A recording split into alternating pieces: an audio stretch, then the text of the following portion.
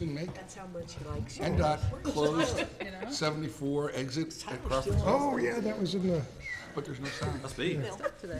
We're live. Okay, good evening, everybody. Welcome to the September meeting of the Greencastle Common Council. If I could ask everybody to rise for the Pledge of Allegiance. Pledge of Allegiance.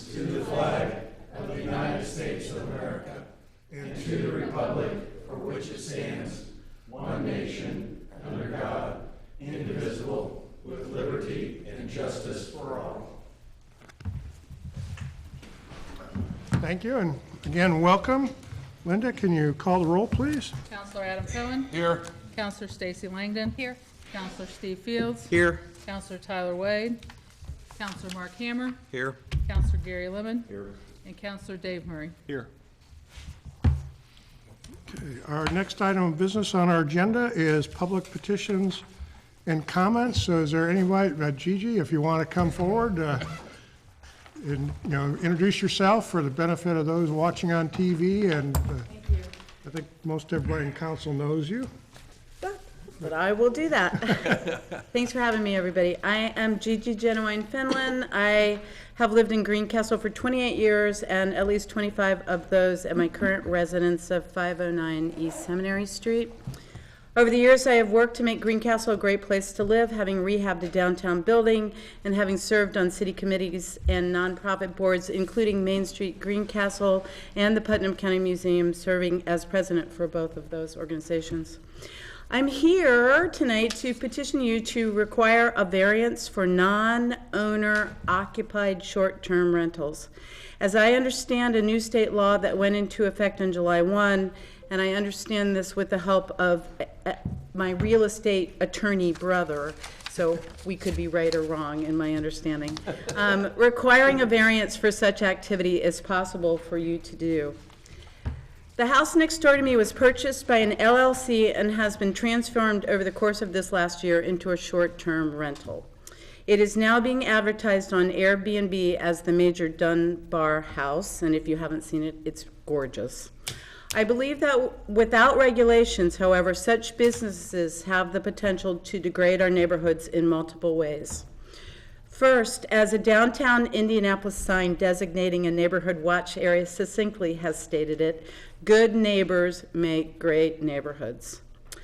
2-night minimum stay renters who are allowed to hold parties and events for up to 40 people, read a former iteration of the ad for the Major Dunbar home, are not going to be good neighbors.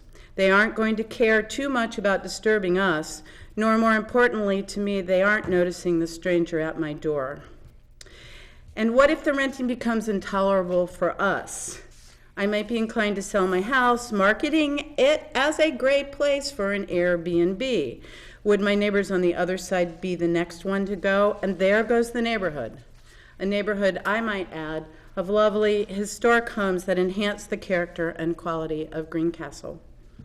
House Bill 1035 was passed in the 2018 legislative session. It prohibits municipalities from barring owner-occupied residences from renting on a short-term basis. As an owner-occupier, I have the right to rent my house to families for DePaul graduation for 2 days, which I've done, and which I stopped doing because actually my neighbors found it disruptive, or Mona Bell weekend, for instance, which I would never do because Lord knows what I would find when I got back, right? My faculty friends are allowed to rent their homes for 9 months while on sabbatical and so forth. In my opinion, this allowance is reasonable because it seems to assume that individuals renting their primary residences are going to be, for the most part, conscientious of the impact of that practice on their homes, their neighbors, and their neighborhoods. Now, perhaps because the crafters of the law are not so sure about how non-owners and their renters may treat a residence, the neighbors and the neighborhood, there is a special section in the law for the short-term rental of non-owner occupied residences. In those cases, municipalities can require a special exception, special use, or zoning variance with the stipulation that the unit may not, and I quote here, the unit, the municipality, may not interpret and enforce the unit's zoning regulations for a special exemption, special use, or zoning variance in a manner that is intended or has the effect of prohibiting or unreasonably restricting short-term rentals of property. So, in other words, under the law, you can't disallow non-owner occupied short-term rentals, but you can ensure that they are better neighbors by regulating them by requiring variances. So what might you consider in granting a variance that does not prohibit or unreasonably restrict short-term rentals of the properties? Perhaps you set a limit on how many short-term non-owner occupied rentals in a designated area can be rented for less than a week. Maybe you could require that there are barriers, fences, between these businesses and owner-occupied residences. So for instance, in my case, we share a driveway and there's no physical barrier whatsoever. You could consider how the short-term non-owner occupied rentals will be used. For instance, allowing or disallowing parties and events dependent on the distance of the rental from owner-occupied residences. Could you regulate the number who are allowed to sleep in the rental? You guys are the experts. The zoning board is the expert. I'm sure you know of many other possible regulations that could help to control short-term non-owner occupied residences because, and I'm saving this point for the last, especially around DePauw's campus, buying up houses and turning them into rental businesses could be quite lucrative. I think it's important that you consider ways to dissuade investors from gobbling up the housing stock in those neighborhoods. Something I hear is quite low, especially homes like the one next door to me. That house has been on the market 4 times since we moved in, and each time no longer than 2 to 3 weeks. It has been a very attractive starter home for many wonderful young families. I would hate to see that happen to more houses around DePauw. Finally, there's an additional benefit to the city in looking into this law, by the way. The law allows you to require anyone renting their home, including me, out on a short-term basis to get a permit for which you can charge up to $150. Beyond the financial benefit, this is a plus because it gives the city access to information that might be needed in the case of an emergency, for instance. So if my faculty friend has rented her house out for 9 months and gone on sabbatical to Italy, which I'm really jealous because she does do, then the house catches on fire, you have the information because she has filled out the petition and you know immediately who to contact. That's it from me. Thank you for your attention and your consideration of a change to the zoning regulation regarding short-term rentals, both in my neighborhood and in the city at large. Thank you for your time. Thank you. Gigi, I do want to let you know that we were in contact with the property owner next to you, and they have rewritten their sales description to remove the party language and tone it down, and they even have in capital some information that Yeah. please respect our neighbors and, Although it does still allow parties and events. well, but it's not written the way it was before. No, Last and we time I know, looked at it, we it know didn't that. have the word party in it, so. It's still clear what their intent is. It's got a click there, so when you go on these things, I've done it before, you can click parties and events, yes or no. Lori, can And you if just you remind scroll me- down, it says, yeah, This would start, yeah. this legislation, if we chose to do this, which, you know, this is all part of the whole issue with Lyft and Grubhub and everything else in the new world. This would start with the zoning board and come to us, or would it start with us and go to the zoning board? Starts with Plan Commission. That's what I meant. Oh, okay, okay. Yeah, yeah. go Plan to- Commission, BZA wouldn't see it unless you made a special exception. So start So- with planning so- commission, then come to us? Is that Plan right? Commission and then to you, Okay. yeah. I can say it's all very new and, to my knowledge, and Scott's sent it out on his network, I'll send it out on the Municipal Lawyers Network. To our knowledge, nobody has done anything like that yet. They haven't. When you mean nobody, you mean no No city? other communities have So made it a it's less than a special year old. exception Yeah, I know. or have put any restrictions on it yet, to our knowledge. We haven't been able to find any. Scott sent it out. I don't think he has had any responses to anybody who's doing that. And you know, although it says, and you quoted it, but it makes it very clear that it is not to have the effect of prohibiting or unreasonably restricting. I mean, that's pretty clear. they say you're absolutely prohibited if it's an owner occupied, and you are not to unreasonably restrict short-term rentals if it's not. So, so the legislature, to me, seems to be very clear that you're supposed to tread lightly when you're dealing with these sorts of properties and request, though. restrictions. Now, the permit issue That was an ask. I think, is a different matter, because I honestly don't know how you have a special exception. Well, anyway, there are a lot of different factors to talk about with the zoning if we do something like a special exception. They're talking about use variances, and I don't think that's even on I don't even see how we consider that, because when you look at the statutory criteria, I don't see how anything would ever fit that. But as far as the permit basically says you can institute all these various different things. Like they have to comply with fire and building safety regulations. They have to meet noise ordinance requirements. They have to do all these things that we already have in our law. So basically, they have to follow our laws. So why even bother having it? The only reason you would bother having it is that the statute says that if you don't, and you get 3 ordinance violations within a year, the city can pull your permit and you won't be allowed to do it for a year. So there's some teeth. There's some teeth. So I guess, So that, I feel like that is actually maybe a better, Well, the only thing I would be curious about, if you, excuse me for a moment, is that I know you have to, in my neighborhood, you have to get a special exception for a bed and breakfast. So what is it that is the criteria that is looked at when one would be applying for that? And I wonder if that would be a similar sort of criteria that could be applied to this. That would not make it unreasonable or prohibited.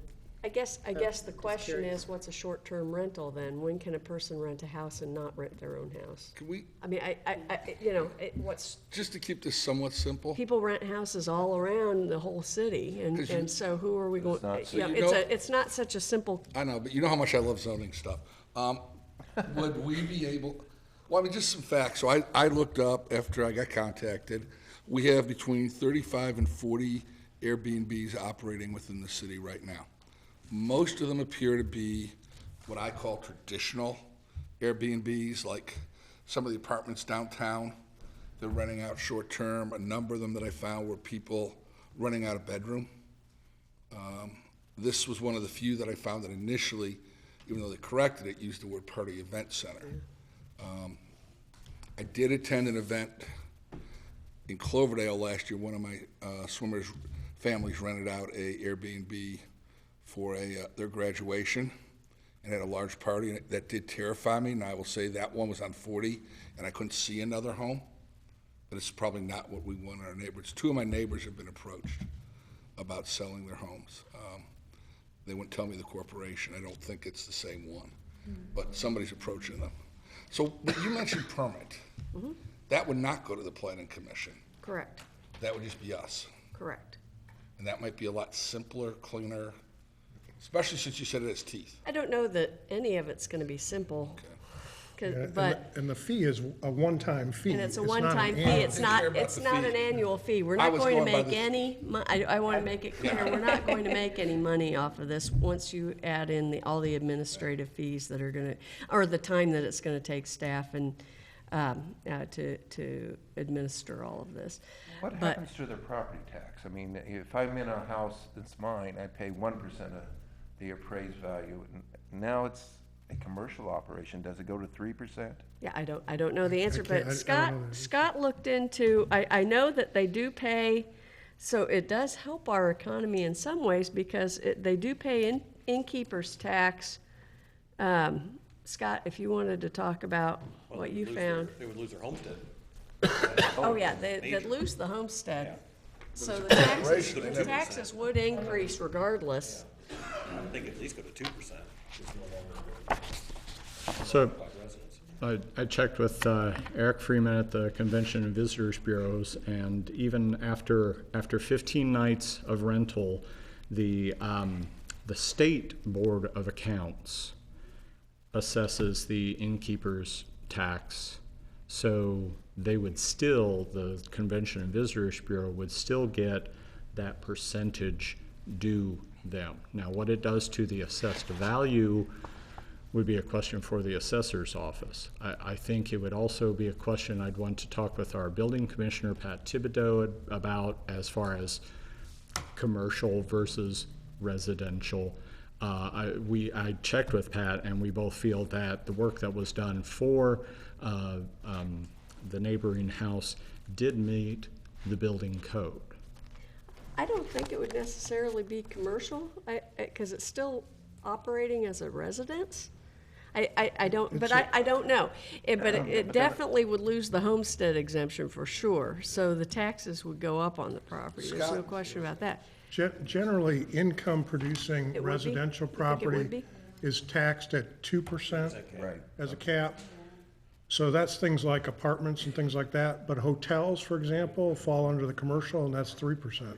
Well, I don't know that the state has defined this yet or provided any guidance to county assessors yet.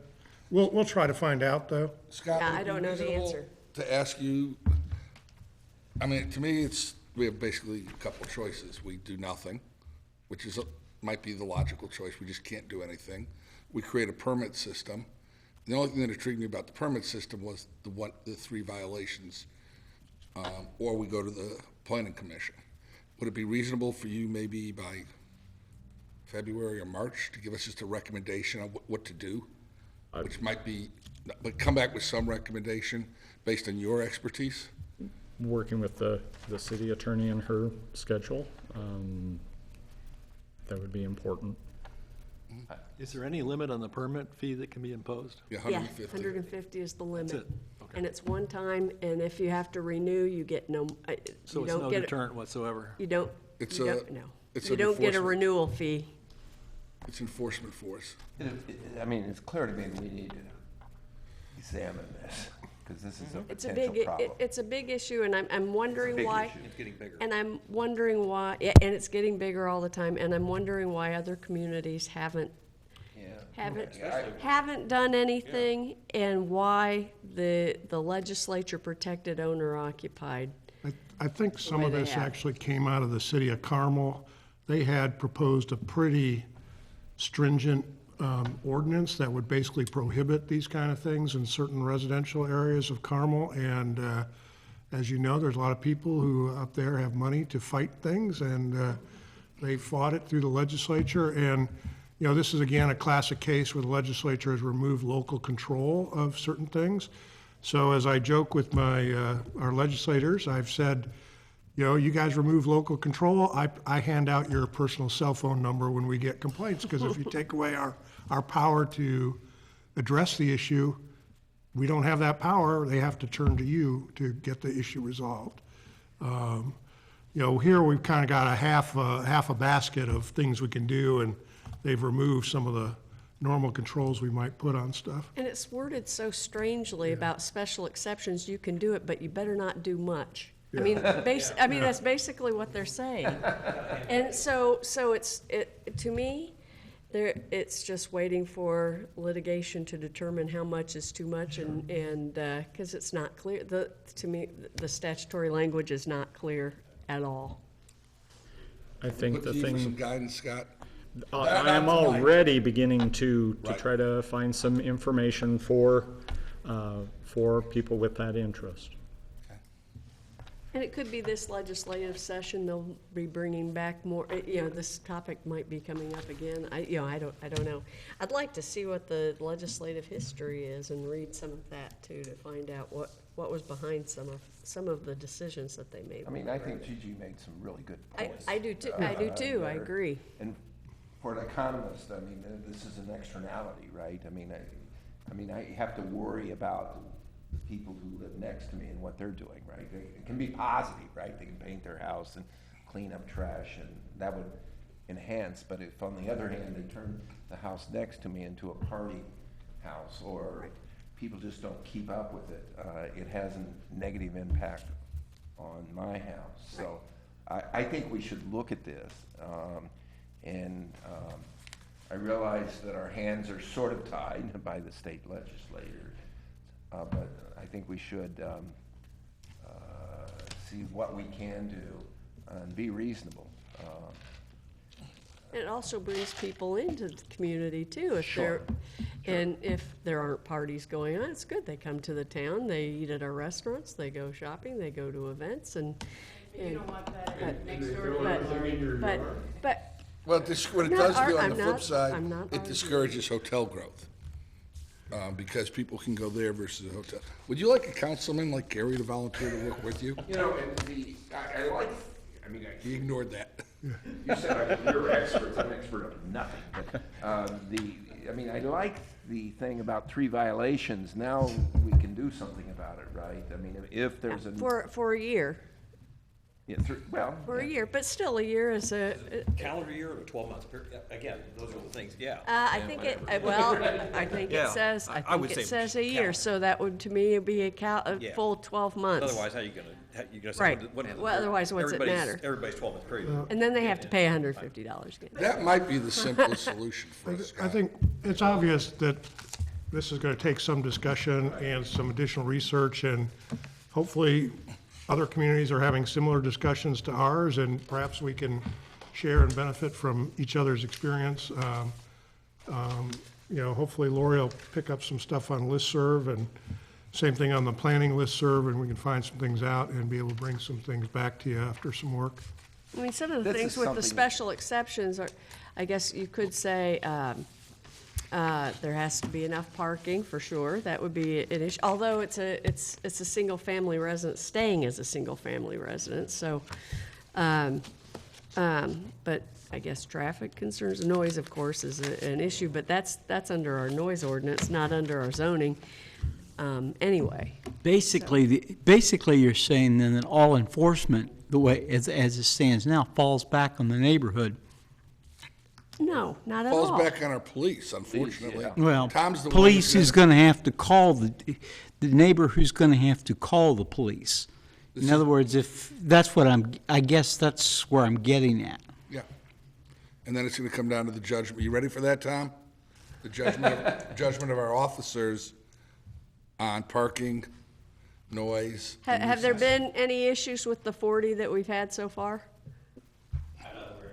This is the first time I've seen one, at least, it's hard to track them, because you go on the website and it keeps changing. Right.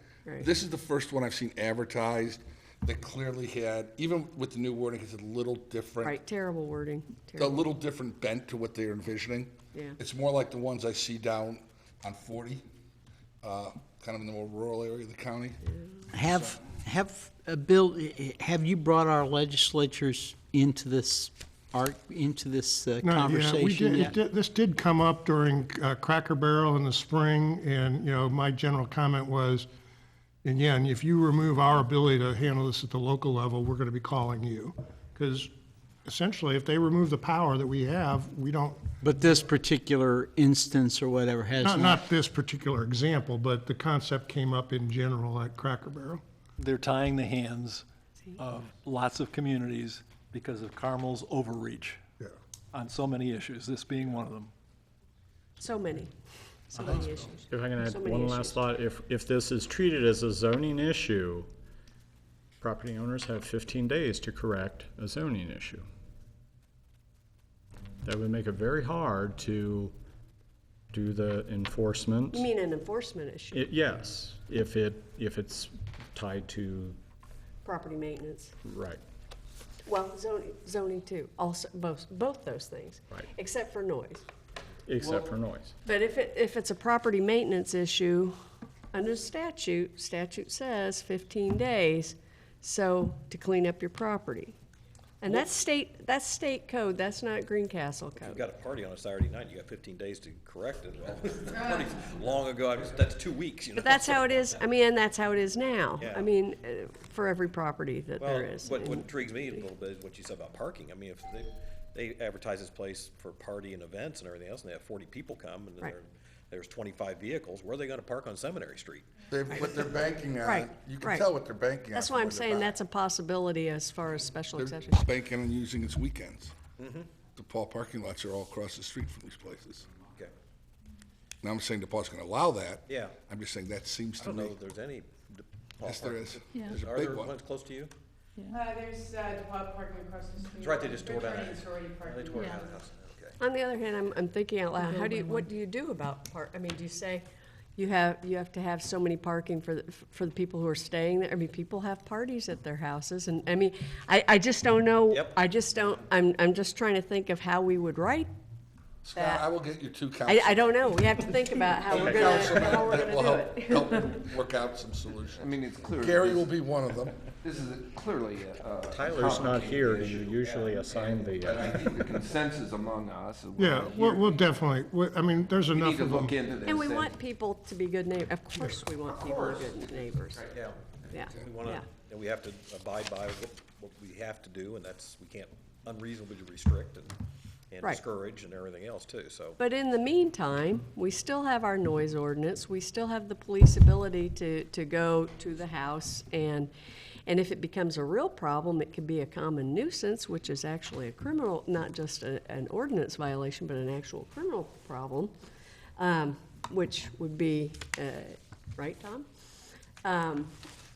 Maintaining a common nuisance, which could be a much more serious issue. So you still have that, which is actually more stringent than any ordinance Although, violation. as Steve pointed out, and I appreciate you pointing that out, Steve, it does become uncomfortable to be the person who calls the police and says.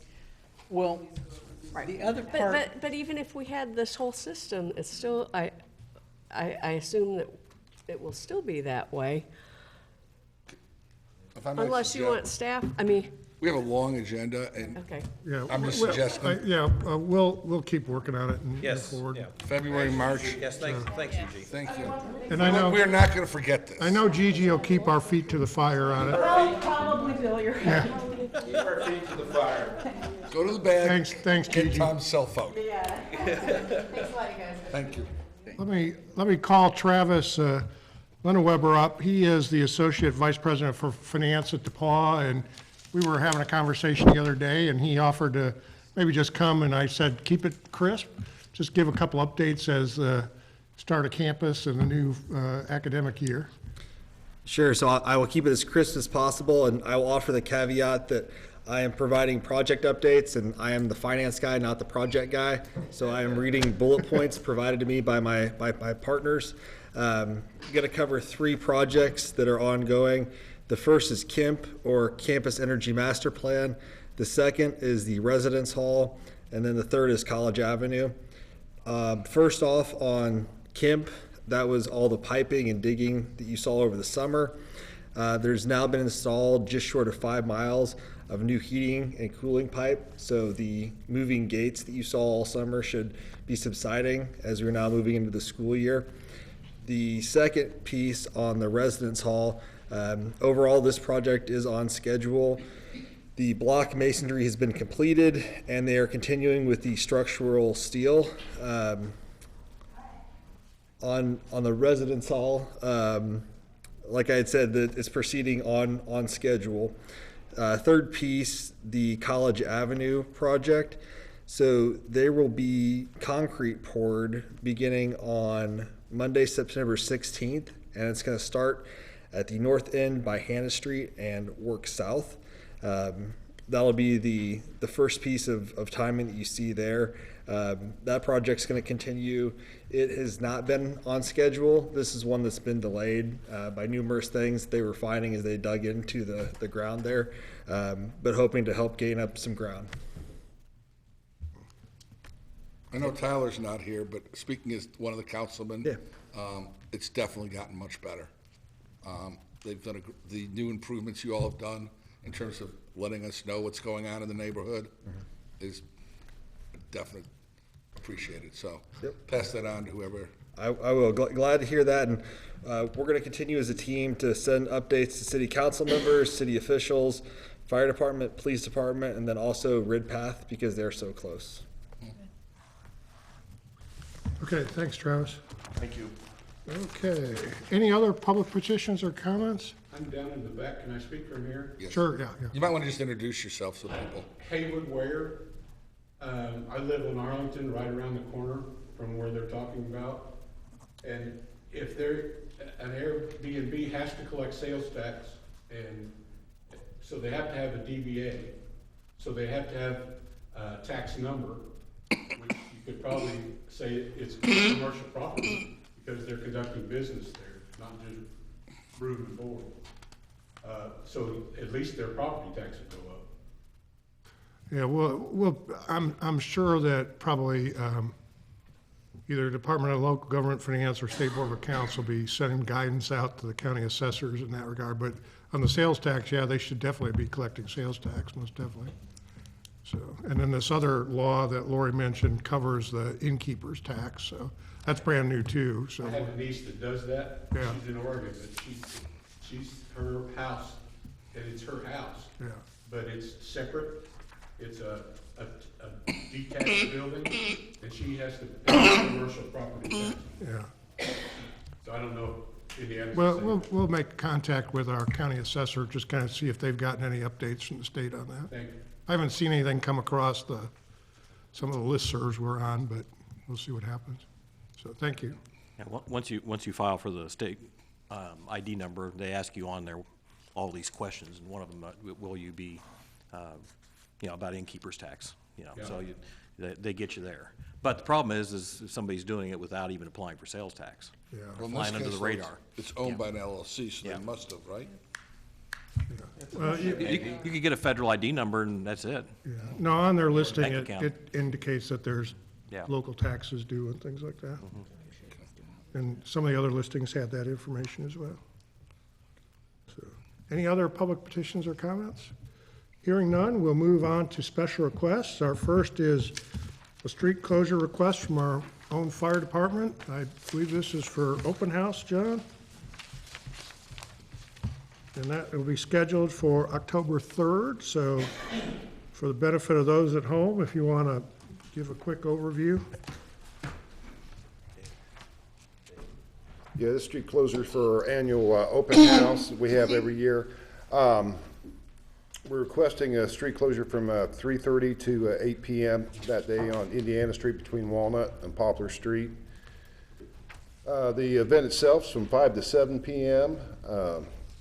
We will have food and games for the kids. We'll have, of course, a bounce house there, our smokehouse. We could use volunteers to help serve food. Linda's been gracious in the past to help us quite a bit. I know this year she's kind of busy though for us.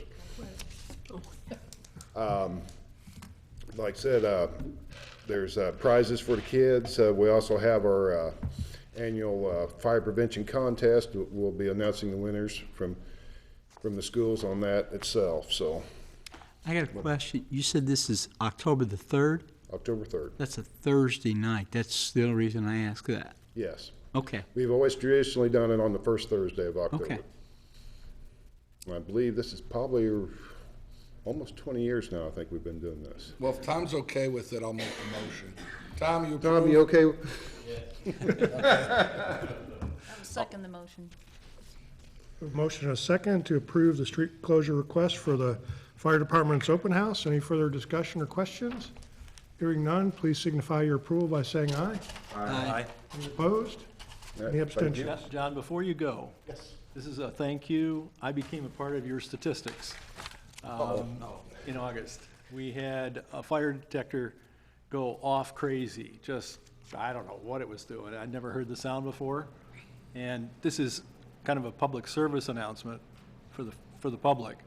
I was concerned that maybe carbon monoxide was involved, and your guys came out and checked all that out. When we had a business on the square, we had gas smells at times, and your guys were right there to check it out for us. And I want to say thank you, but I want people out there to know that those kinds of capabilities you and your staff do all the time, and so. Well, thank you so much. At open house, one of the things they do is pass out smoke detectors Yes, we will have smoke detectors. for free. Yes. Yeah. So, I got a you need new smoke one that day detector? myself. Need a smoke detector, come on by that evening. Okay, thanks, John. Our next special request is from DePaul for the upcoming football season, and Stevie Baker Watson is here to mention that and go over the schedule. Welcome. Thank you. Good evening, everyone. DePauw University hosts a number of athletic events on their campus throughout the academic year. Most of them are free. The exception are North Coast Athletic Conference events, as well as NCAA events and the Monon Bell game. But I'm here tonight to ask for road closures to occur on 5 Saturdays, September 28th, October 5th, October 26th, November 9th, and November 16th. These dates correspond with our home football games. We have found that it is effective for traffic control, but also for pedestrian safety, to close Hannah Street between Jackson's and Indiana Street, generally from 11 a.m. to 2 p.m., and then to close Madison Street from Hill until Hannah from 10 until 5 p.m. In particular, on Madison Street, it's important for us, we feel, to close that. There are no parking signs on that street on game day, and should cars actually be parked on both sides of the road on those days, fire or police could not get through. We do on those game days ask that the visiting team buses park there, but they do park to the side of the road, and there's plenty of easement for any emergency vehicles to get through. It's a great safety move, and I will move that we grant that petition without any stipulation as to the football team's winning record. Or the Monon Bell game. Do you think we'll be changing it for the Monon Bell game? You don't have to answer that now. No, this is what we anticipate our typical game day to be. We don't expect anything different. We certainly can come back because we will have some parking changes, for instance. We can certainly come back and inform the council so that way they're aware of what it's going to look like on game day. I'll second it. We have a motion and a second to accept the street closure request by DePauw for the various home football games. Any further questions or discussion? Hearing none, please signify your approval by saying aye. Aye. Any opposed or abstentions? Great, thanks for coming by. Thank and you we'll all. get you some Have a good paperwork. evening. Okay. Next on the agenda are departmental reports. Most of the reports have been included in your packet. Several of our department heads are here this evening if anybody wants to ask any questions or anything. Rod's coming up to do his monthly marketing on behalf of the Parks Department.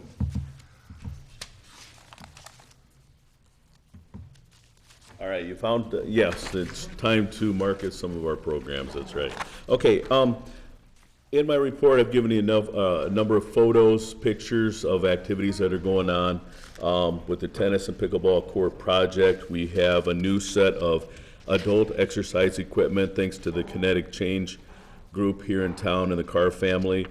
That's been installed at Big Walnut Sports Park. They are looking at trying to set up a kind of a community morning where they have some of the representatives out there to show people how to use the equipment. But again, these 4 pieces are part of just one, the first installation, hopefully, of adult exercise equipment targeting people 13 years and above. These are not playground pieces, okay? Although they look similar to stuff you could find on a playground, they are actually adult exercise. Okay, Saturday, September 21st, there are a lot of things going on in town that day. In the Park and Recreation Department, our day will start nice and early with the Greencastle High School cross-country meet. That cross-country meet will have both men's and women's, boys and girls, high school cross-country teams. We'll also have middle school as well as elementary teams coming in that day to run around Big Walnut Sports Park. I have included in your packet if you're interested, got the course laid out. They're going to go from north to south. They're going to use almost all of the 78 acres that we have out there. We spent the last couple days preparing it, and I got to know some insects very well this morning. I happened to remove, part of our preparation is to make sure there are no holes for people to step in, no twigs to catch an eye in if the runners, or more importantly, their parents are following them and not looking where they're going. Well, I grabbed hold of a dead limb. As I pulled it out of the tree, it went over and hit a hornet's nest I didn't see. And then, yes, I was introduced to the insects very well. But I'm doing fine, not a problem, and not allergic, but it did hurt for a while. All right, and then, of course, we have some programs coming up. We're right now just started a fall co-ed softball program. We did have a few preseason games, but our season starts on Monday. We have our Brick Mania Jolly Roger. This is a program based on International Pirates Day. That is coming up on the Thursday, September 19th. We have a Build and Learn Bird Workshop where we're making bird houses for people to either take home or donate to the park department on Tuesday and Thursday, September 17th and 19th. We have a drive-in movie in the park coming up Saturday, September 21st. Again, there's that day, Saturday, September 21st. We have, we'll start the day with a cross-country meet. We have a work day with some DePaul fraternities and sororities at Roban Park and the Emerald Palace Playground. But then we close that evening with a drive-in movie at Big Walnut Sports Park. And since we're not on social media, and it's not going in the newspaper, and it's not on a radio or TV station, I can say that the movie will be Smallfoot. I had to think because I am on TV, but anyway, I don't think this counts, okay? So on September 21st at 7:30 p.m., we will be showing the movie Smallfoot at Big Walnut Sports Park. It'll be a free movie that you can watch. We do have some prizes donated by area businesses for door prizes. Thoughts behind that is if we get a donation towards the evening, then we'll hand out door prize tickets. And of course, then we have our youth basketball, model railroading, and all those programs that we offer in the late fall and looking into the winter seasons already. We do have a brochure that is out, has already been passed out through the schools. We'll make copies available down here as well. So we go from one busy time, summertime, into our busy time now, fall and winter programs. So, all right, anybody have a question? This movie, Smallfoot, is it a family movie? PG? Family-oriented, animated, it's really cute. Lori's smiling, she likes it. Good. No, I'm Babe, not. it's a Hey, pr- my son's grown out of that stuff now. It's a kid's I don't movie. wanna Why see she's it smiling. anymore. It's an animated movie, yes, it's cartoon. I wouldn't say it's a kid's movie, it looks really cute from the shorts that I've seen on it. It's a kid's. Dinosaurs, okay. Okay, good, yeah, okay, so we have a preview, we already have somebody saying, yes, it's a great movie, all right, crowd. But anyway, yeah, Saturday, September 21st, 7:30, we're at Big Walnut Sports Park in the new girls softball parking lot is where we're gonna show it, okay? Big Bounce Funhouse will be bringing in a screen, and like I said, we have many sponsors. Turn to your local channel, news channel, Channel 3. We have the ad will pop up on the screen there, so if you want more information, okay?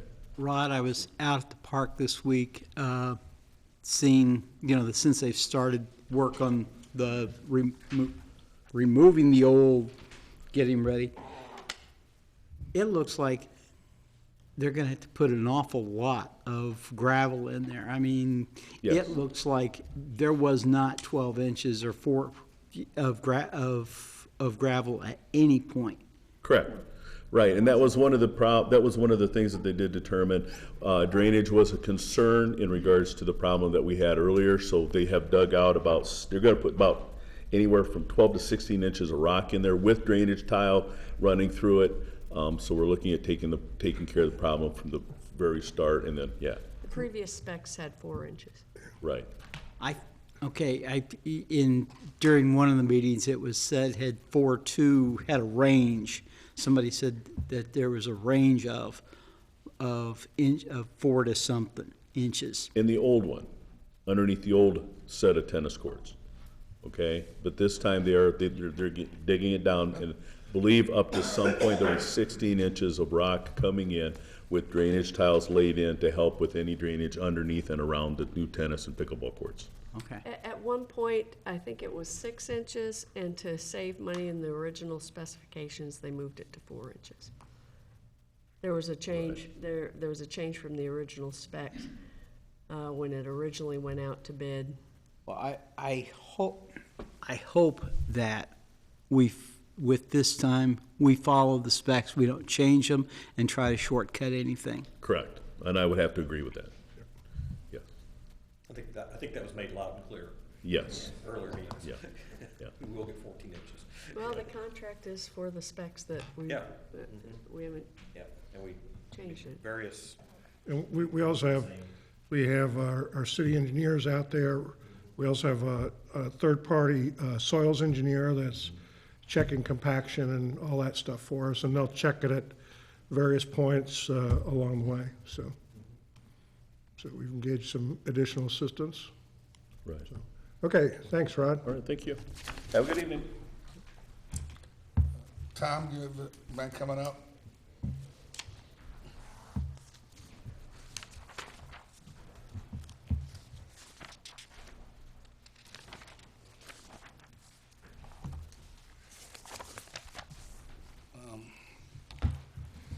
So on a slightly different note, our police department was recently investigated by the State Board of Accountants for some activities that occurred back in 2014.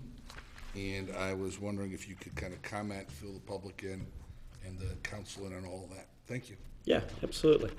So on April the 18th of this year, State Board of Accounts investigator came in and met with myself and several of the police department personnel, the mayor, the city clerk, and the city attorney.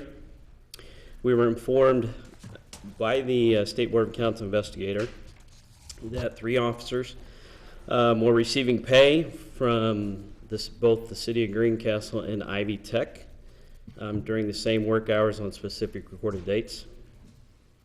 This investigation, as Adam stated, it occurred between January the 1st and December the 31st of 2014. I can tell you that those 3 officers are no longer employed with us. They have retired, and my understanding is has paid the city back in full. So this investigation determined that the timekeeping system for both the city of Greencastle and Ivy Tech were lacking some proper internal controls. Since that time, both the city of Greencastle and the police department, along with Ivy Tech, have changed their timekeeping systems to ensure that this will not happen again. The city of Greencastle, along with the Greencastle Police Department and all city departments, have gone to an electronic timekeeping system. We have also, at the Greencastle Police Department, implemented a new directive to all the police officers that require them to fill out an off-duty timesheet when they work outside the police department. We provide security for Ivy Tech and other venues in our community. So when that happens, I get a copy of the off-duty timesheet. I sit down when I do payroll and I compare it to their city timesheet to make sure that there is no days that shows that they work the same time and same hours for both locations. So I physically compare them and I sign off on both of them. So with that said, as the chief of police, I want to apologize to the mayor, I want to apologize to the city council, and I want to apologize to the citizens of Greencastle for allowing this to occur under my direction as the chief of police. However, I do assure you that there's new directives and timekeeping systems in account that will prevent this from happening. I'm sorry. Tom, just for clarification, just so people know, in addition to that, officers have to get clearance from you to work any off-duty job, Yes, correct? it is a policy that we have that they have to, it has to be approved by myself or by the chief or his designee to work off-duty. And they are clocking in and clocking out. It's not a handwritten time card. Nope. So this could never happen in the future. The system that we have gone to with the city of Greencastle, the officers either clock in on their phones or on their laptops or at their desktop computer.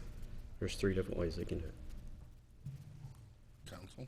The controls are necessary, but it's also, these days, really common for police officers to be doing work beyond normal working hours all over the country, not just in Greencastle. And so, thank you for putting the controls in place that keep us from this occurring again, but there's a tremendous demand for their services beyond their normal working hours.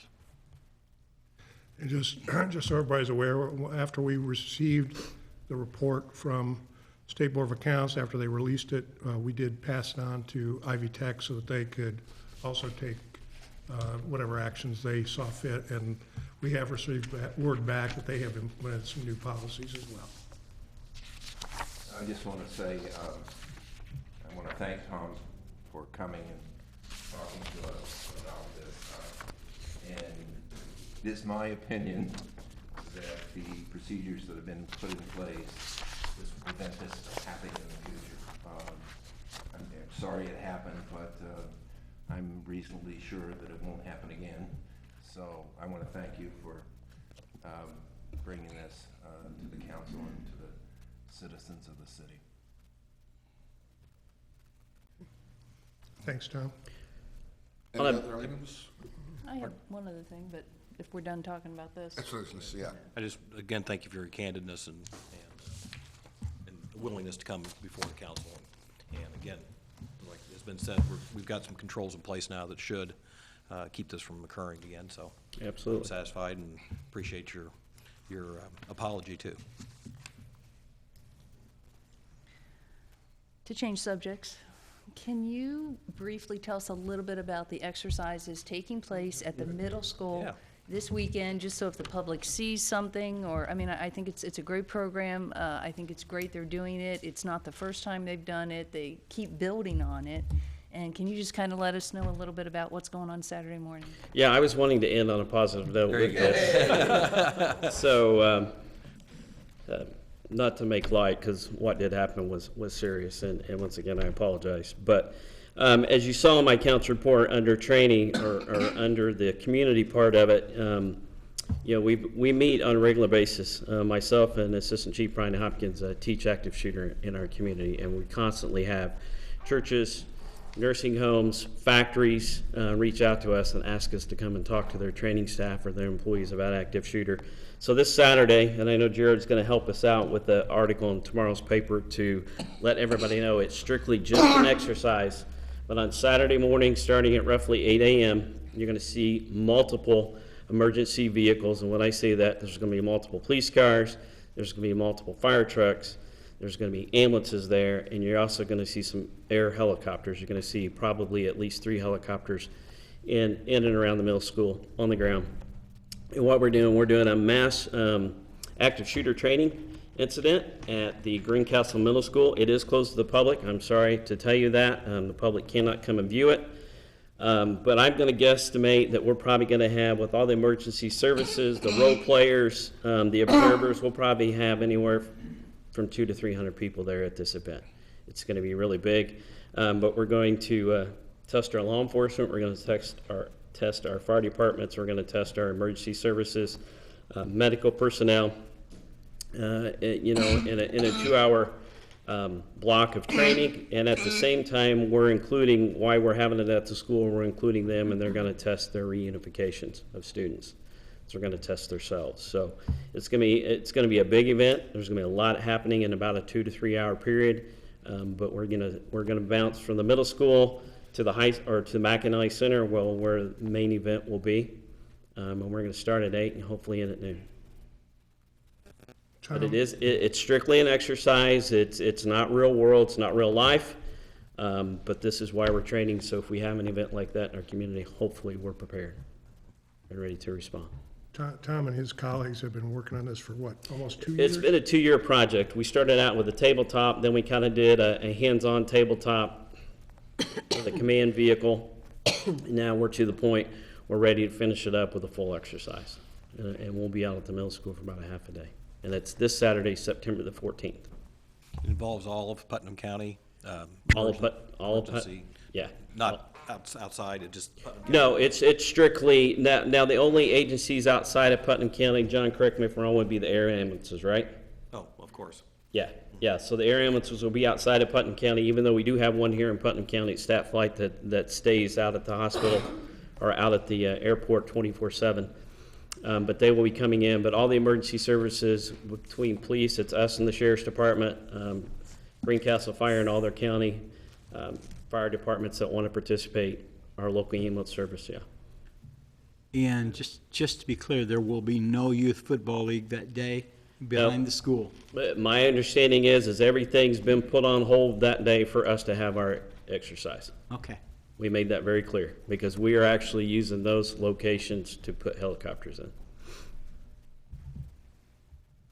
As long as we're kind of talking about all this, I noticed at First Friday, because I'm going to talk about this in council reports, we had officers patrolling. That's become pretty standard now, right? Yes, that is correct. Yeah, with, is it Mike Richmond?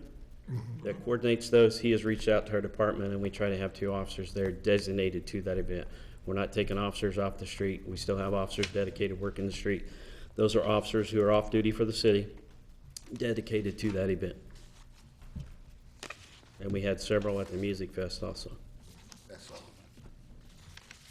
It's a very good presence at the Music Fest. Very good presence. Any other questions for me? Sorry it's come to this, but thank you for doing what you're going to do on Saturday in case it's needed at some point. Yeah. Let's hope it's not. Thanks, Tom. Thank you. Thank you. Okay, any other department heads want to come up and say anything, or Is there anything? Well, hearing none, everybody's released. I do want to mention something that kind of falls under this bailiwick. We actually received it just today. Speaking of laws, the state has adopted Senate Enrolled Act 4, which requires us to do an official water loss audit and present that information to the Indiana Finance Authority. It actually has to be certified by an outside, or validated by an outside agency, so we'll be dusting off this new law and find out how it impacts us in terms of, monitoring our water losses and things like that. This was down slightly this We were month. 20, I Yes. think, 20%. Yeah. I thought it was Yeah. 16. So- Did I misread it? 16%. 16. I think for the year, it's still around 20%. Okay, year to date. So we'll have, as we learn, like I say, this just came in today, so they're putting the Indiana Finance Authority is putting the information together, so 21%. we'll get that moving forward, So we'll have to pay a consultant. probably. So another mandate, unpaid mandate. Yeah, unfunded Unfunded. mandate, yep, you're exactly right. So, Thank you, legislature. okay, anything else for department heads? Okay, Do we have Department- somebody here from Water and Sewer? Oscar's on vacation this week. Okay. Talk about it later. So, otherwise, department heads are free to enjoy the rest of the evening with your families. Oh, wait, real quick, and when are we gonna, do we need to tell people when leaf pickup starts, or we'll talk about that next month? Brad, do we need to announce that now, or can we wait till next month? What's that? Leaf pickup? I can announce it now. Well, actually, I want to get with the mayor and Okay. decide the date. for it. Just a reminder, it is not started, don't put, Yeah. also, No. Usually it starts Yeah. the last week of October. just don't put them out yet. We'll get it out They're not to falling the too much media yet. and stuff. Talk about this tweets. Okay. Oh.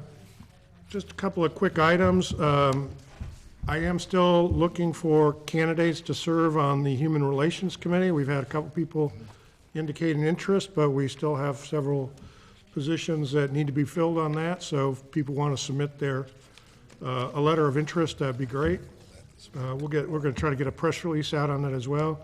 A big thank you to all the supporters of Greencastle Music Fest. I think it was a great opportunity for the community. First Friday in Taste of Putnam County, I think also went well for the community, as well as Airport Days this past weekend. So thanks to all that supported and participated in that. Continue to move forward on the Y project with design, more work on the agreement, and there's also a fundraising committee that's underway. We continue to work on preparations for the bond issue. I emailed out some information to council on that. There will be information coming to council next month on that. It looks like it's to our best advantage to actually do the bond issue as a park bond, because they have their own separate bonding capacity, and then that preserves the city's bonding capacity for potential other projects. Financially, it's much the same, it just works out a little bit better for us in the long run. The Campus Link Trail, that has still not been turned over to us by NDOT. The contractor is responsible for any trees that need to be replaced and things like that. So we're hoping that will occur shortly. A couple other things. We are moving forward with this fall street repaving work and other assorted work. There's a press release that has been sent out to the media, so this should show up here shortly. But basically, Deerfield Drive, Quail Ridge Drive, Ridgeland Road, parts of Berry Street, the Sherwood neighborhood. That includes both Sherwood Drive and Ravenswood Drive, part of Elizabeth Street, part of Woodhaven Drive, and then we'll also be doing some work at the cemetery and the police department as well. Those two last projects are not being funded with our road dollars. Indianapolis Road has benefited from the good weather. Been through there, now they've got the curb in on the north side of the road, and they're starting to put in the gravel base, so I think people now have a pretty good idea of what that's going to look like when it's done, and it'll be worth the wait. So that's just a couple of quick things there. I'll be glad to answer any questions that anybody might have. The Indianapolis Road project, is it going beyond the east entrance to Kroger? Yeah, we'll be doing some, basically milling and resurfacing on some of that, and. Fixing the loops. What's it, and the traffic loops are all gonna be replaced, and Brad's already worked out, so we'll be resequencing the lights a little bit for traffic. So Mr. Latanzio will not have to wait at the light very long. We knew there was a problem before the work started, but it didn't make sense to pay to do it until this part of the project, so. I was hoping that there would be Yeah. some retiming of those lights. And there's a really rough spot there. That's right, the reason I was asking, there's a rough spot there. Yeah, there's one. Right lane there. in the north. Yeah, there's a couple along there that, they'll be doing some milling before they do actually the paving work, so. Good. We appreciate everybody's patience out there. Very much worth it. So, okay, hearing none, I'll turn the floor over to Linda. Basically, just a reminder that we are having a special session Tuesday at 6:30. We will have our budget public hearing along with first reading of the budget, the salary ordinance and the elected official salary ordinance, and possibly second reading on an ordinance for tonight. The budget has been advertised. The public, if they want to take a look at the figures, what we're budgeting as far as in totals, go to budgetnotices.in.gov, or they do have a toll-free number. You can call it 888-739-9826, or if you really want to look at detail, you can always come here to City Hall, and we can provide you with that information. So that's basically what I have, is just that little information there. And I think you all found your fund reports on your desk, so. Questions for Linda?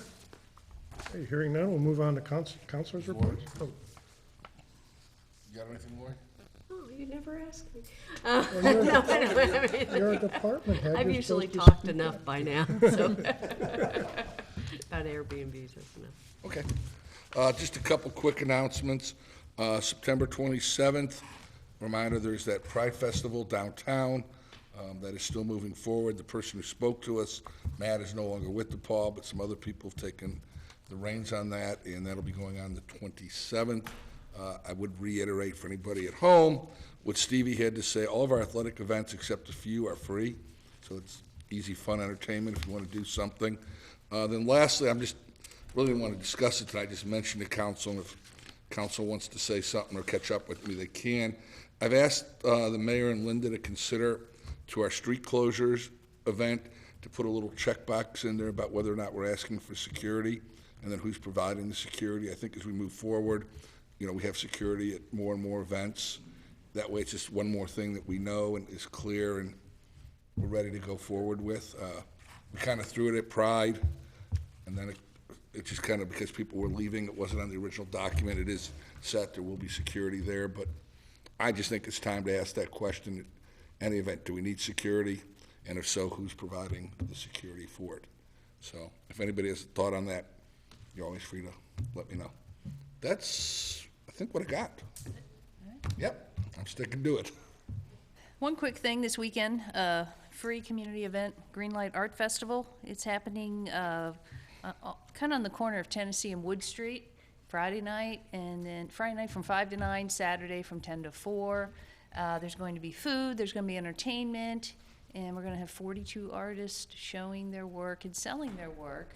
8 of those, they are representing 8 different counties, so hopefully we'll have some visitors coming in from outside the county, be able to show off Putnam County a little bit. Free event. If you're not doing anything, please come out and join us. It's at 630 Tennessee Street.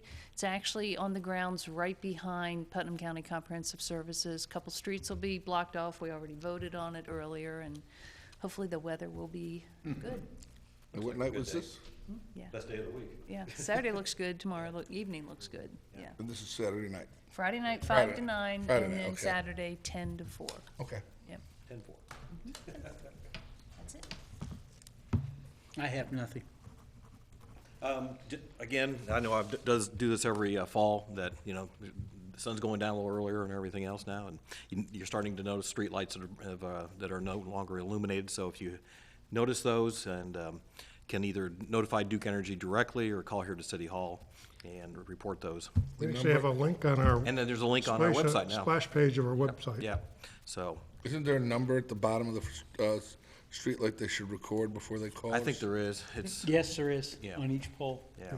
If people, there's a number that they can refer to or by geographic location. If you turn it in on the Duke website, they will send you an email and let you know that they've received the request, and they will also send you an email indicating when it's fixed. Okay. So, And I've noticed there's quite a few down by the street. we're gonna department. have the police department do a sweep around Yeah. town, and last time we did that, we sent in about 30 of them to Duke. Yeah, there's about 3 of them out on North College, down Yeah. just south of the Public Works Department. So it's kind of dark down there. Yeah. I have nothing. Bill, the YMCA contract, you're anticipating that by when? We're hoping to have that all done by, ready for signatures by about November 1st. Okay, sounds great. Linda, could I ask a question? We're going to have a budget meeting next week. Could I ask I've looked at the funds report. Some accounts have, pretty decent numbers in them. And can you, when we get to that budget meeting, because we're going to have to look at all kinds of revenue information, can you tell us which of these are interest-bearing accounts? And if so, what the interest rate is on it? You can probably, about every fund has interest applied to it, except some of the grant funds. They can't get interest. If you go into your budget books, you will see really close in the miscellaneous revenues what the interest is on especially our main items, general fund and that. One of the questions behind that question, and I've raised this in the past, is we have substantial amount of money, relatively speaking, sitting in the sewer operating fund, but very little in the sewer construction fund. And so I'm interested in, should monies be transferred from one account to another, where you can obviously do that because it's financially advantageous as we start to count pennies and trying to balance the budget for the city. So that's the question behind it.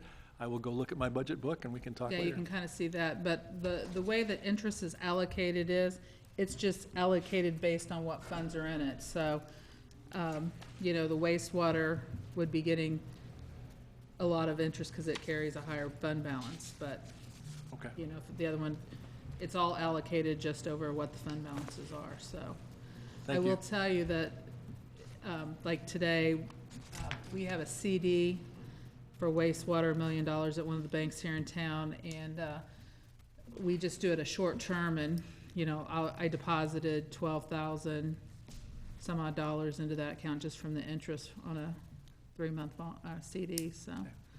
Thank you. So we do that, but you'll see that on the next fund report. Okay. Thank you. That's all I have. Okay, thanks, Dave.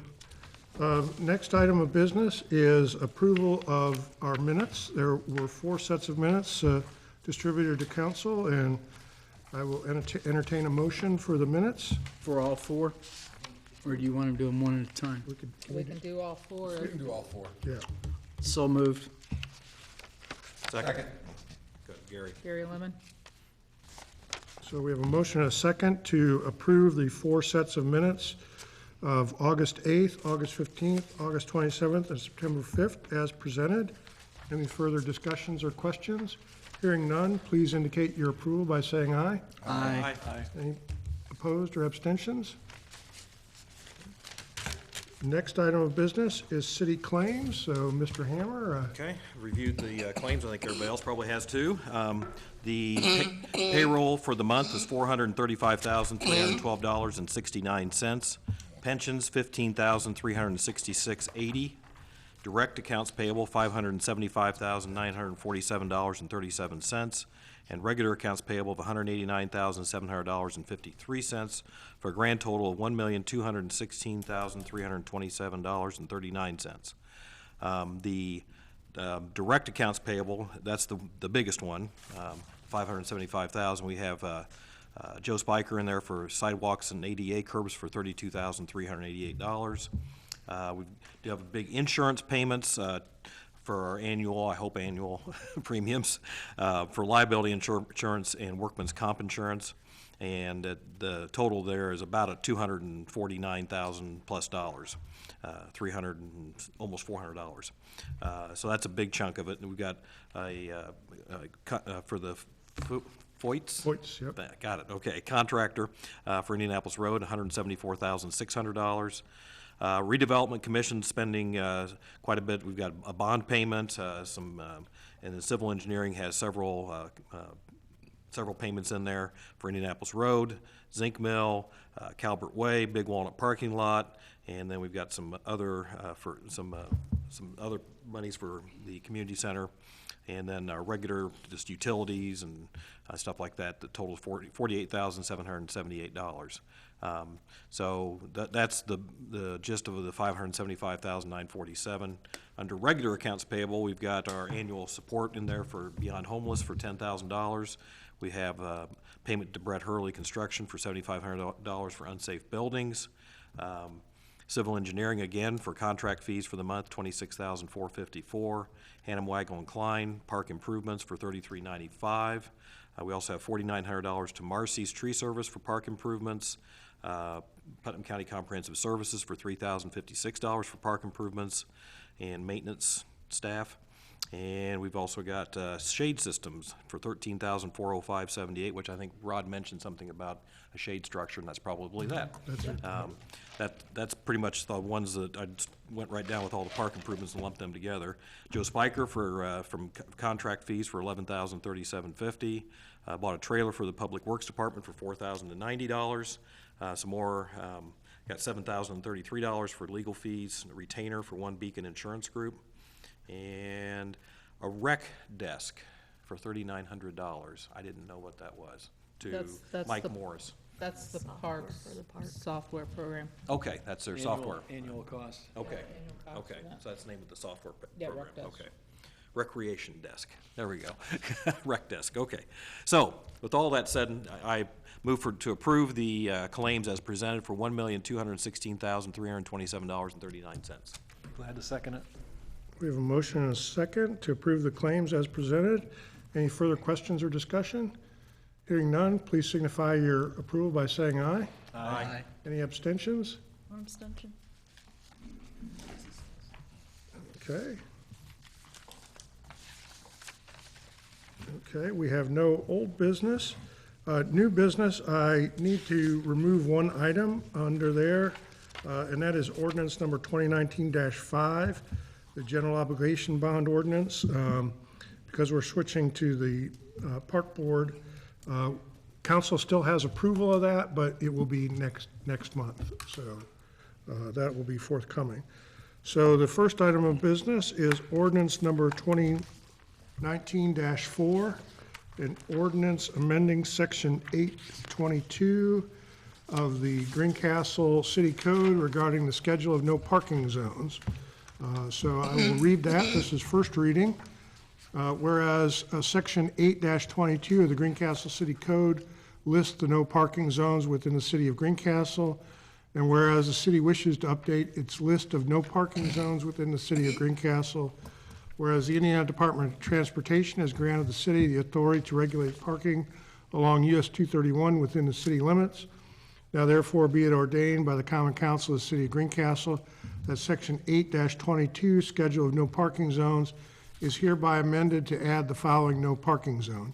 Street, Washington Street, also known as US 231, north side of the street, from Indiana Street east to the first alley east of Indiana Street.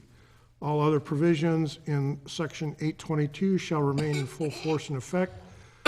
Ordinance shall have full force and effect upon passage of the Greencastle Common Council and its approval by the mayor.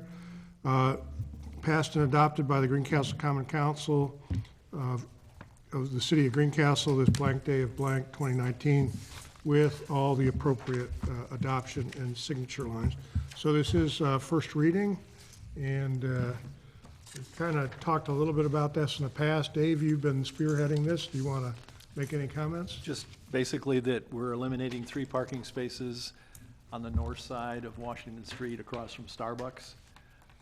You have traffic traveling west, and if somebody's gonna make a left-hand turn, which is no longer prohibited, they sit there and wait for the rest of the traffic to come. So if we eliminate those 3 spaces, people will be able to go by on the right and keep the traffic moving. It's also gonna eliminate, I mean, I've had tonight another comment. Last week, we had a student who got hit trying to come across that intersection there, dodging between stop cars, and got hit by somebody coming the other way. So for lots of reasons, that makes sense.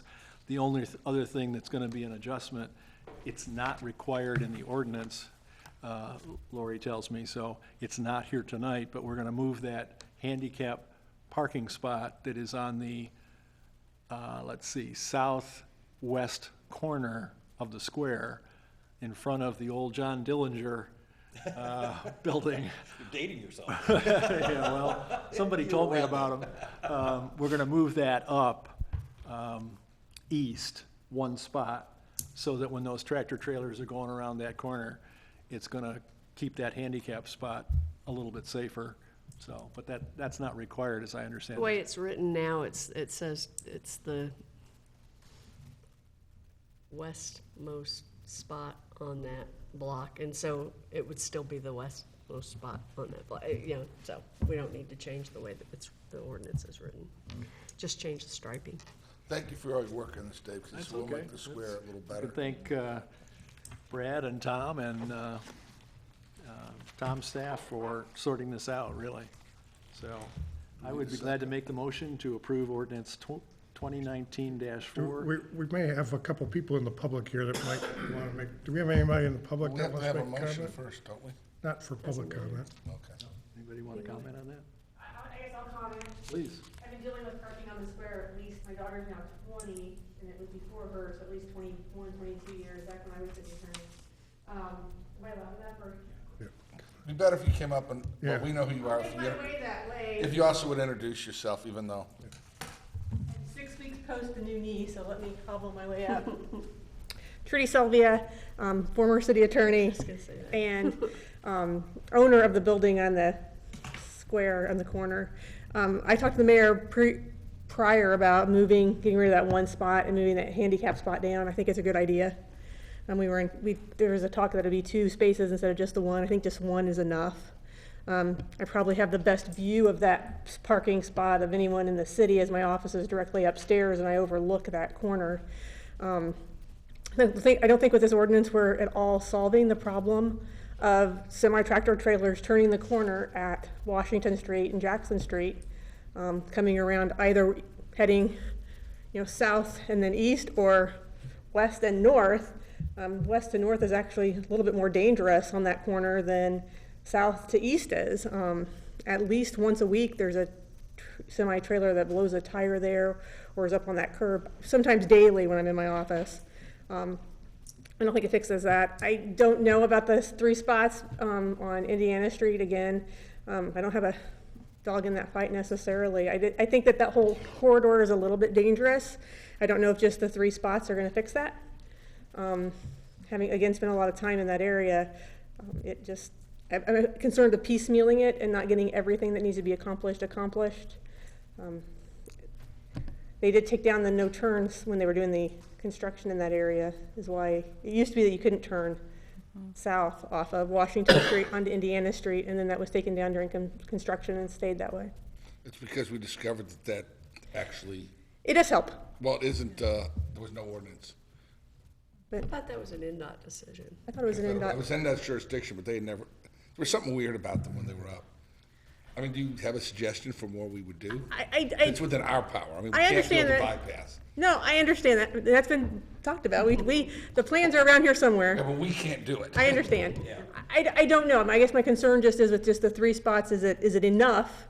I'm not one to get rid of parking downtown. I'm, downtown 90% of my time, but I don't know if that's enough, if that's the right area. I don't know if it's a good start.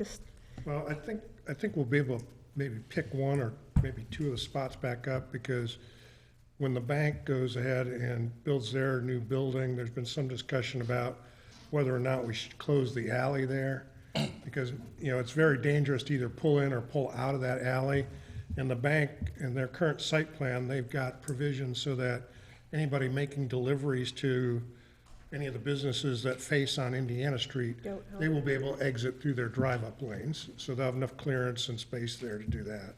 So we may be able to pick up at least one maybe, and then eliminate the hazard of trying to pull in that alley. I very rarely see anybody trying to do that anyway, but. True. And I don't know if you realized or noticed that we did change the signage. Yes. Across, Brad did that for you. Yes. There was a sign that said 2-hour parking, and the 2-hour parking sign was over a yellow space, and so it was confusing for people to pull, can I park here, can I not? And Brad, I talked to Lori about it, and very quickly Brad took care of it and moved that 2-hour parking sign, so that was good. Brad takes care of everything. You know, turning off of Indiana Street heading east in that area by Starbucks is also tight, so the whole area is tight, so, all right. This was Bill, do we ever get the pedestrian crosswalks painted? I know we don't own the streets. We had talked about painting them. They're very hard to see. well, We've got so much going on downtown. Well, in fact, I received an email earlier this week asking, you know, if we had any concerns or questions about the patching, and I sent an email back asking if they were going to come and restore the traffic markings, and I've not heard back on that yet. That's why I was wondering, are there the striping down the? Yeah, the striping down the middle needs to be It does not look redone, and some of the crosswalks too. Yes. Trudy was actually struck by a vehicle. I was struck in the crosswalk. In the crosswalk. In the crosswalk. Yeah. In some states, they have signs right in the middle of the intersection, right in the middle of that crosswalk saying, you know, pedestrians have the right of way here. That's not Indiana's approach at this point, but boy, it sure would be nice. It'd be nice if we get that down in Jackson too, you know. Thank you. It'd be great. I mean, if you did the square today, you would not, I mean, we've always had crosswalks in the middle of the blocks around the square, because that's where the entrances to the courthouse are. If you design that today from a safety standpoint, we would not have any of those mid-block crossings at all. So. And Okay, thanks, Trudy. Okay, Dave, please proceed with your motion. make a motion that we approve as a first step, ordinance 2019-4. Ordinance amending section 8-22 of the Greencastle City Code regarding the schedule of no parking zones. Second. We have a motion to accept on first reading the proposed ordinance 2019-4. Any further questions or discussion? Hearing none, please signify your approval by saying aye. Aye. Any opposed or abstentions? I didn't hear the second. We didn't Who hear was the second. It I was did. Mark. Mark Hammond. And I might add, I think, because I've slept a few nights since then, I believe the handicap parking on the southwest corner used to be 2 diagonal spots. They were moved at the request of Mary Fields, because she was parking down there. Maybe Trudy might remember. She was going to the drugstore. Yeah, she was going to your drugstore, and she wanted she wanted a handicap parking spot. She was very adamant, very animated about it. There was discussion whether it would be a loading zone or the handicap Yeah. spot, and it felt that more people would benefit from the handicap spot than other businesses. Yeah, because she said the only handicap spot I think that was closest was clear down on Indiana Street or something. And she said I was having to come a whole block, so, anyway. So did I remember it somewhat correctly? I believe that you are. Okay. In the overall discussion, there were other options looked at for additional handicap parking, and those are all things that, from my point of view, are on the table down the road, but this is the first step in that discussion. You know, if they come back and restripe, which I hope they do, would you ask them to look at this corner of, right here, Washington Street and what's the north? Locust.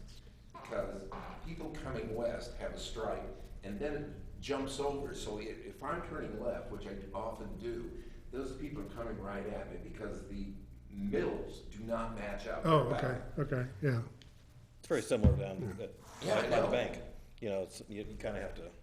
Yeah, and since they're now almost erased, I'm pulling over to where I know they are, but the cars coming towards me don't see them, so. Yeah. Tell them to get the center lines matched up. Just tell them to get some center lines back on. All right, just get anything. Okay, our last item of business is to set the date and time for Halloween. Halloween falls on a Thursday night this year. Last year, the time was set as 4 to 6 for the downtown trick-or-treating and festivities, and 6 to 8 for the neighborhoods. I think we've I done think that that for a worked pretty number of well. years. Yep, I'd move for, keep those hours the same. On the December- 31st. December 31st, October 31st again. Well, there's a What- motion going around the country to move it to Saturdays. Seen that? no. Stacy, are you I'm seconding? making a motion that we put Halloween on Halloween and keep the hours the same as last year. Was that- Oh, and I'll second it. Oh, okay, all right. What were those hours again? 4 to 6 and 6 to 8. 4 to 6 downtown, 6 to 8 in the neighborhoods. Any further questions or discussions about Halloween? Hearing none, please indicate your approval by saying aye. Aye. Any opposed or abstentions? Yeah, Stacy Line, Mark Cameron. Okay, that concludes our business for the evening. We'll entertain a motion. Gary? I move to adjourn. Second. A motion and a second to adjourn. All those in favor signify by saying aye. Any opposed? Aye. Thank you all. Have a great evening.